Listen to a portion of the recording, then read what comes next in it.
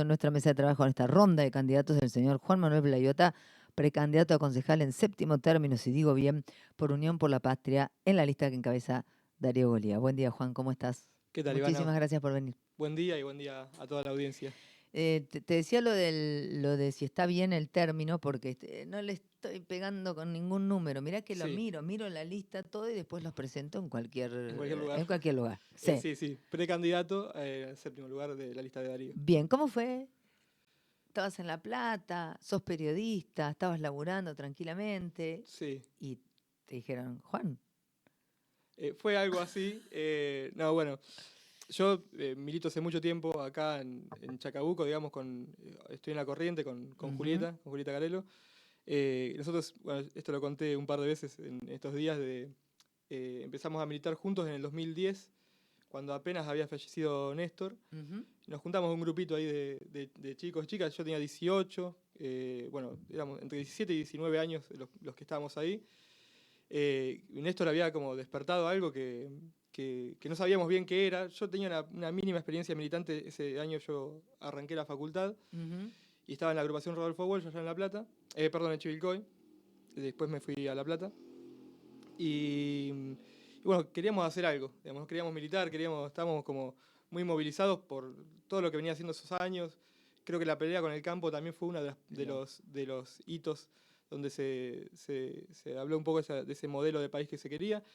Y después, ya con ese despertar, dijimos, bueno, vamos a organizarnos y a hacer algo. Entonces, bueno, nos juntamos ahí en la casa de Ronnie, en la casa de Ronnie Garelo, y empezamos a militar. Después pasaron 13 años desde ese momento, siempre seguimos juntos, digamos, han pasado, eh, la agrupación fue creciendo, con distintos nombres, pero fue creciendo y demás.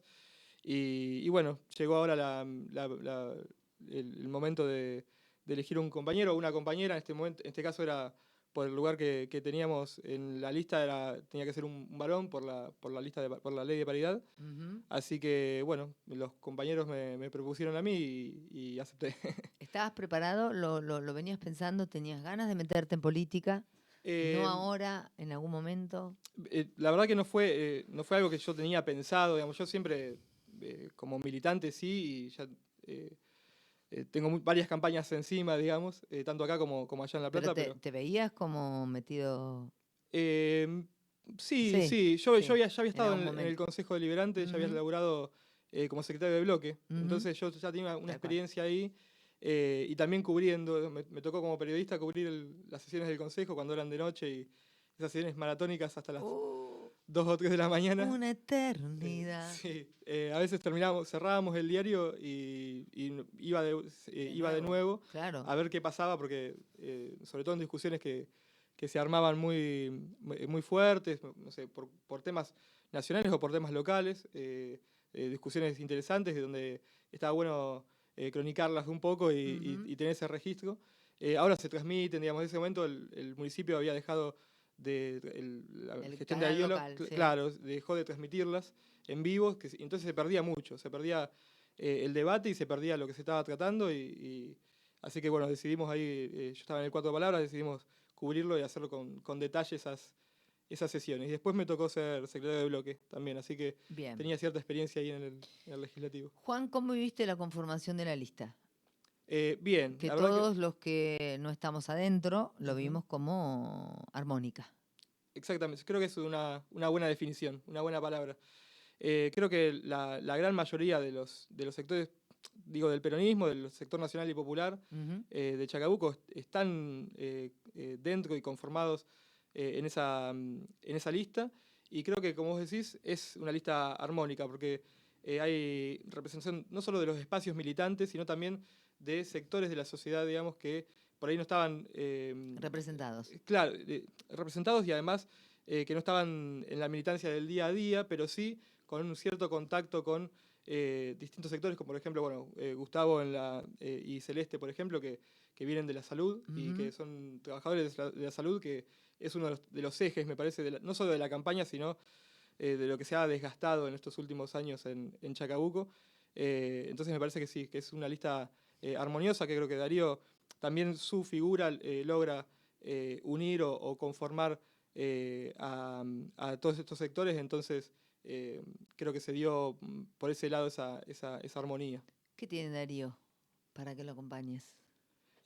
Bueno, es un gran peronista, digamos, es un hombre muy cercano con la gente, eso es lo que más, a mí por lo menos desde lo personal, más allá de lo político, es lo que más me llama a acompañarlo y también, digamos, desde nuestro sector también, digamos, que va a ser un intendente peronista, ya fue un intendente peronista, y esa cercanía con la gente creo que no es algo que se pueda ni practicar, ni ensayar, ni coachear, ahora que está tan de moda el coaching y el marketing político. Darío no tiene ni marketing ni coaching, sino que es un hombre del pueblo, cercano con el pueblo. Entonces, eso creo que por más que lo ensayes, que lo quieras armar, no te va a salir. Si no lo sentís realmente, no te va a salir, como lo intentan todos o muchos, y no le sale. Digamos, se ve cuando no es natural esa postura. Y ahora que estamos con las caminatas, por ahí lo estamos... Eso te iba a decir, ¿cómo están trabajando? Sí, muchas caminatas, encuentros ahora también con vecinos, mateadas en distintas casas. Y si bien es algo que uno ya percibe o sabe, lo que representa Darío para Chacabuco, no me deja de sorprender ese recibimiento de la gente. El otro día fuimos ahí por Cuartel Primero a tomar unos mates en una casa donde él se crió también de chico, con distintos vecinos, amigos o vecinos de Lidia, de su mamá y todo. Y bueno, no solo los recuerdos de cuando él era más joven y qué sé yo, sino que la cercanía, como si el tiempo no hubiese pasado. Y él, bueno, fue intendente, fue diputado, es candidato ahora. Y a mí algo que me queda mucho es, por ejemplo, había una vecina que dice, Darío, yo si no tuviera la máquina de coser que vos me gestionaste en el 2009, hoy no tendría trabajo, por ejemplo. Sí, digamos, ha pasado mucho tiempo y la gente conserva ese recuerdo, no solo de esas cuestiones, sino de terrenos, vivienda, lo que sea, pero siempre es alguien que, si vos estabas necesitado, te da una mano. Y eso, digamos, más allá de que es lo más peronista que hay, esa claro. actitud. Digo, bueno, Silvio Núñez, que es también el compañero de lista, contaba que él se acerca a Darío también porque su mamá... Estuvo ayer estaba, acá y contó la historia. Bueno, viste que es una historia muy también personal y conmovedora porque su mamá sin laburo y se lo va a ver a Darío y Darío la ayuda y le puede conseguir un laburo. Digo, esas cosas, Sí, claro. las puertas abiertas del municipio no es un tema menor. No. Y no es una frase tampoco. No es una frase tampoco. Totalmente. Yo no sé, Juan, si vos con la corriente venías caminando los barrios y sí, seguramente en algún momento has salido y todo, pero quería un poco que me cuentes cuál es tu sensación de cómo están. Digo, porque la gestión anterior hizo mucho hincapié en la accesibilidad de los barrios, ponerle los contenedores, o sea, toda una cuestión que estuvo buenísima, pero que una va pasando por los barrios y va viendo cómo todo eso se fue como desmoronando, ¿no? Porque la accesibilidad de los barrios hay que mantenerla, porque los contenedores hay que mantenerlos, digo, se fue como diluyendo en el tiempo todo eso. Eso por un lado, cómo los ves a los barrios en ese sentido, en todo el trabajo que se hizo y se dejó de hacer, y qué dice la gente. Bien, en cuanto a la situación de los barrios, creo que se nota, y es algo que nos transmite mucho la gente también, cierto abandono, ¿no? Desde los últimos años... Vos vas en el auto y lo ves. Bueno, yo digo, voy en el auto y lo servicios veo. Públicos, por ejemplo, que es un tema totalmente fuera de eje de lo que tiene que ser una ciudad limpia, sustentable, lo que sea, y además los contenedores rebalsados, rotos, sucios, la basura en la calle.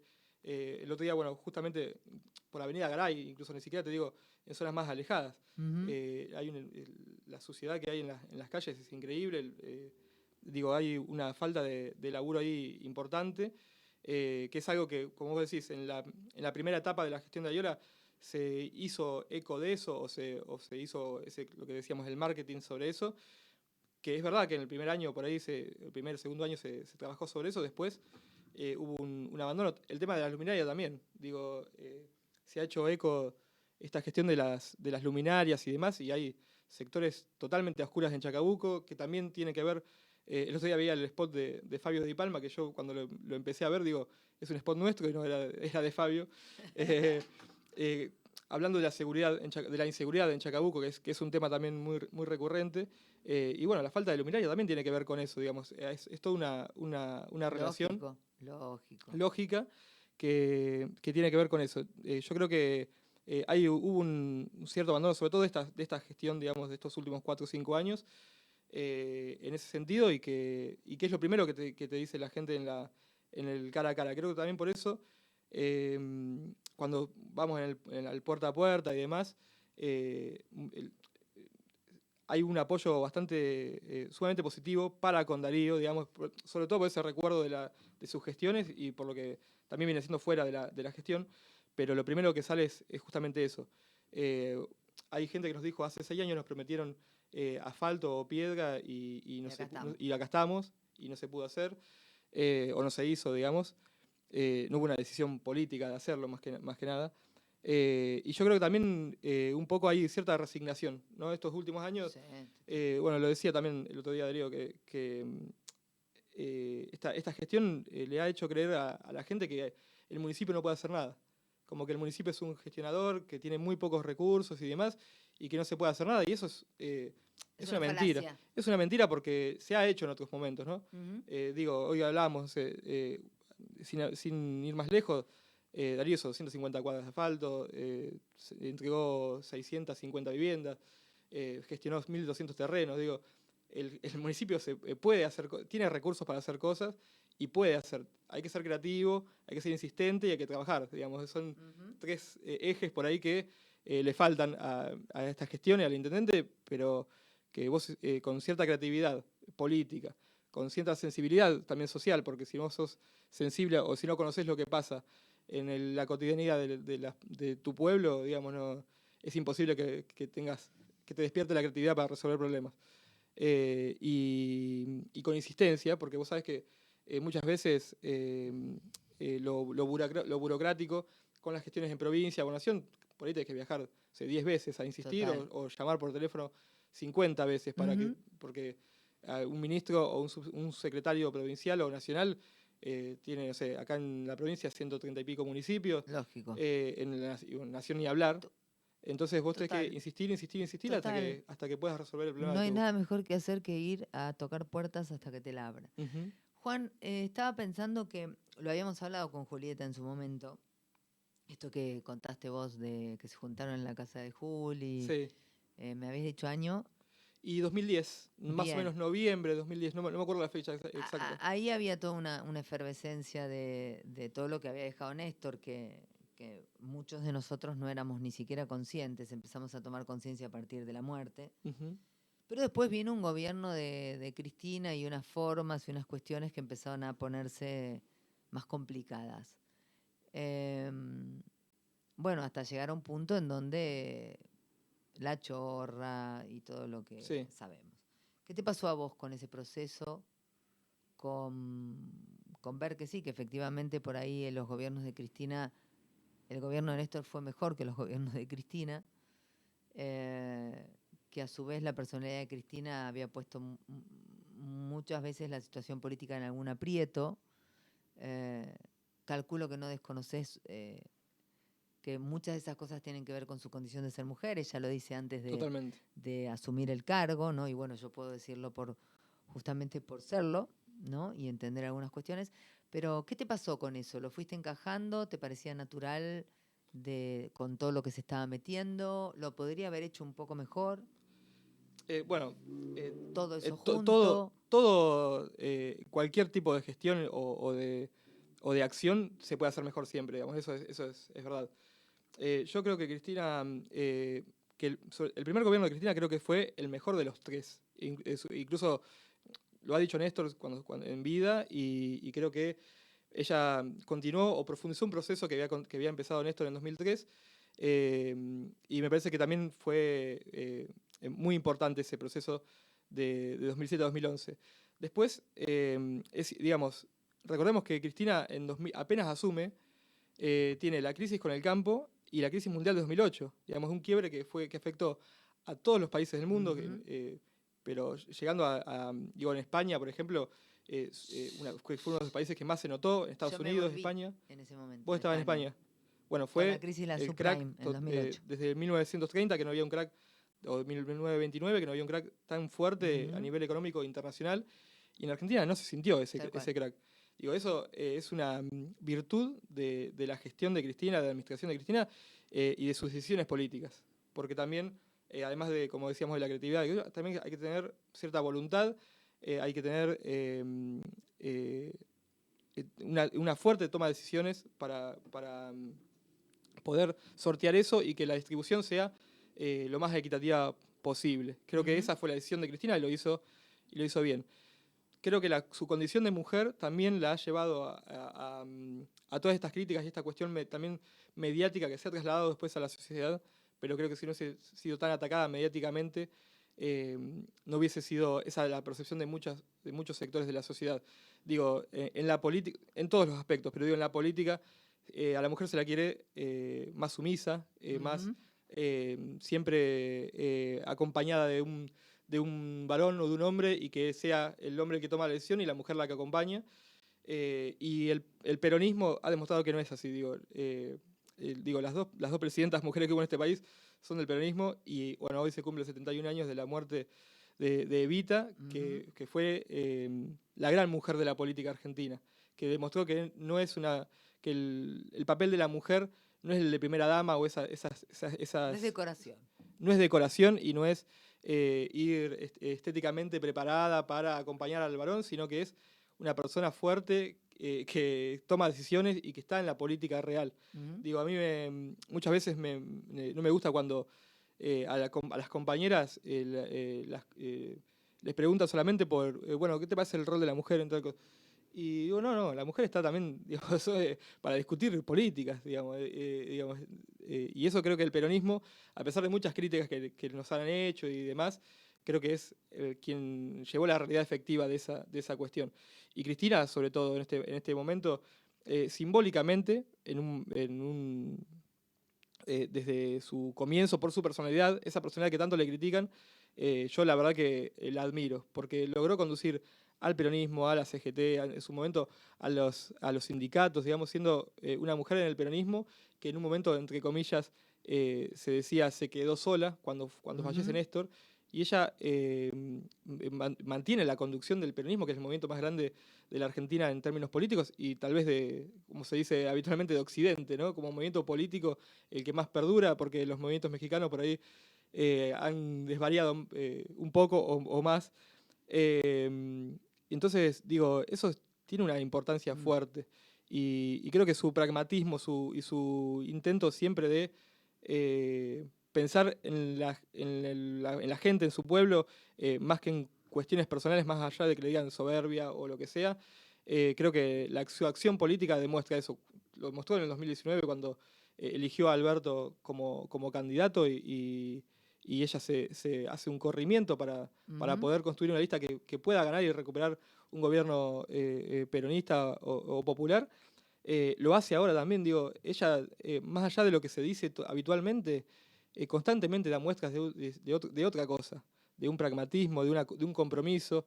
Ella misma lo decía, el peronismo, más allá del compromiso con sus militantes, tiene un compromiso con la sociedad, por ser un partido institucionalista que ha gobernado tantas veces el país y que está gobernando en este momento, en nación y en provincia. Digo, hay un compromiso con la sociedad más que un compromiso militante. Entonces, creo que ha dado muchas muestras de responsabilidad en ese sentido a lo largo de su historia y lo va a seguir haciendo, digo. No es una compañera que vaya a claudicar con todo lo que le pasó, tuvo un intento de magnicidio. Digo, le atacaron a sus hijos, se murió su compañero también por cuestiones del ajetreo del día a día de la cotidianidad política. Y su fortaleza creo que es admirable también. Juan, la última pregunta tiene que ver con, no sé por qué, y esto se me puso a mí, viste que hay muchos, pero en principio hay como dos maneras de ser concejal, por lo menos en la dinámica que nos presenta el Consejo Deliberante de Chacabuco, o tres, ahora que lo pienso. Una es la del concejal que presenta proyectos, que está todo el tiempo viendo qué se puede aportar. Después está el concejal que defiende cuestiones, no sabemos bien qué hay que defender, pero se defienden cuestiones. Y, y después está el concejal que le da como ese tinte, intenta darle ese tinte de discusión política, ¿no? Como de acomodar la terminología y poder elevar el debate político que tanta falta nos hace en Chacabuco, no solo Ujú. en el Consejo Deliberante, incluso en los medios de comunicación nos urge elevar el nivel de la discusión política, el debate político, porque es Sí. en esa elevación en donde aparecen las buenas ideas, las grandes Ujú. ideas y las cuestiones transformadoras.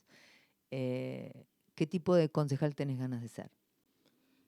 Bueno, me parece que es un poco de las tres, Ujú. ¿no? Muchas veces el contexto te va llevando también Por supuesto. a determinadas acciones. Hay contextos en los que surge una discusión o un debate que te obliga a ponerte al frente de ese debate y a discutirlo y a formarte y a informarte Ujú. sobre eso. Eso, digo, a mí lo que más me gusta obviamente es pensar, ¿no?, la política, ese debate y qué sé yo. Pero también digo, el hecho de escuchar y resolver, escuchar para resolver, digamos, creo que esa es Tal cual. la gran lógica de los consejos deliberantes de toda digo, de las ciudades, de los municipios. Uno no es alguien que está en la estratosfera fuera de la realidad, sino que vos vivís acá y y los problemas te los cruzás todos los días. Tal cual. Tenés que tener un ojo muy crítico y una oreja crítica para estar atento o atenta y escuchar y ver lo que pasa. Hoy hablábamos esto de la cuestión de servicios públicos, que no es algo que solamente nos dicen, sino que lo ves, digamos. Totalmente. Entonces tenés que estar bien atento a eso y estar la cabeza 24/7 pensando en eso, digamos. Yo creo que la responsabilidad de un funcionario público, más en un cargo electo, tiene que ser dedicarle el 24/7, 24 horas del día a pensar esas cosas.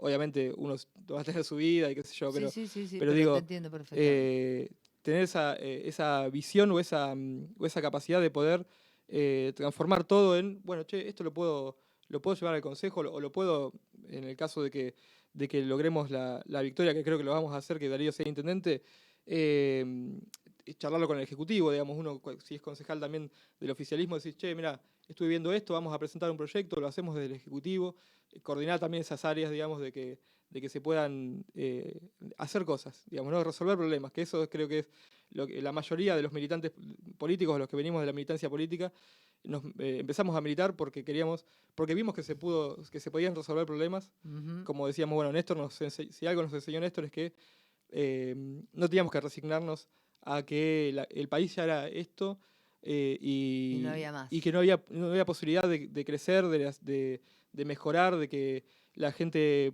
no pueda estudiar en su ciudad, no pueda estudiar ni siquiera, o que no pueda tener trabajo, no pueda llegar a fin de mes, no pueda irse de vacaciones. Digamos, el peronismo, y más el militante peronista, digo, lo que quiere es eso, ¿no? Que todos tengan esa igualdad de oportunidades. Después, digo, la libertad, que es una palabra ahora que está tan de moda Ujú. y tan vapuleada también, la libertad no es no pagar un impuesto o no pagar o comprar, no sé, o irse del país 50 veces por día, 50 veces por año, eh, digo, porque eso es un sector muy minoritario el que lo puede hacer.